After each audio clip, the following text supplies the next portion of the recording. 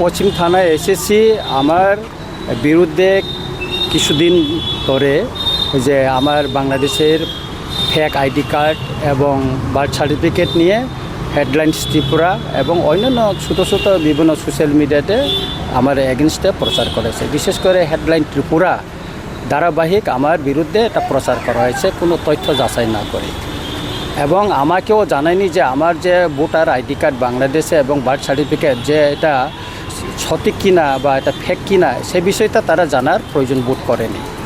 কিন্তু আমি দেখতে পাচ্ছি যে সোশ্যাল মিডিয়া বা অন্যান্য জায়গায় যে অন্যান্য নেতৃবৃন্দের নামেও ফেক এরকম অনেক আইডি কার্ড বার্থ সার্টিফিকেট বাইর হয়েছে।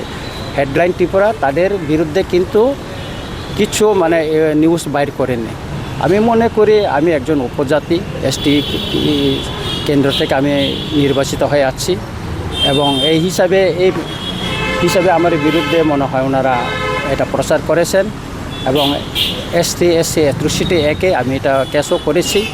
এবং যিনি এই হেডলাইন ত্রিপুরার কর্ণধার এবং উনি বর্তমান ত্রিপুরার যে আগরতলা প্রেস ক্লাবেরও উনি প্রেসিডেন্ট এবং প্রেস ক্লাব অফ ইন্ডিয়ারও উনি মেম্বার, এবং দীর্ঘদিন উনি সাংবাদিকতার অভিজ্ঞতা আছে। এটা থাকার পরেও কেন উনি ওয়ান সাইড এবং একটা সাম্প্রদায়িক মনোভাব নিয়ে এই সমস্ত নিউজ করলেন সেটা আমার বোঝা লাগে না।